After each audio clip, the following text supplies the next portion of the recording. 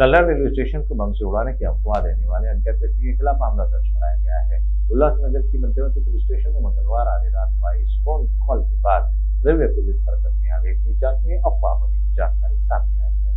रात्री 1 वाजेच्या सुमारास मध्यवर्ती पोलीस स्टेशन या ठिकाणी एका अज्ञात व्यक्तीनं कॉल करून सांगितलं की मी दिल्लीहून बोलतोय आणि कल्याण रेल्वे स्टेशन या ठिकाणी बॉम्ब ठेवलेला आहे आणि तो बॉम्ब उडण्याची शक्यता आहे। त्यावरून आम्ही लगेच आणि ती जी बातमी आहे ती आम्हाला एका उल्हासनगरच्या व्यक्तीने दिलेली आहे। त्यानुसार आम्ही त्याचा नंबर ट्रेस करून त्या व्यक्तीला आणलं।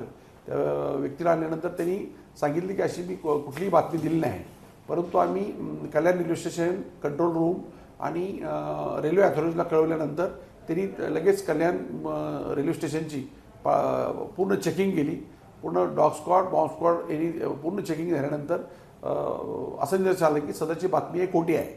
त्या खोट्या बातमीच्या आधारावर आम्ही अज्ञात व्यक्तीविरुद्ध गुन्हा दाखल केलेला आहे आणि गुन्ह्याचा तपास सुरू आहे।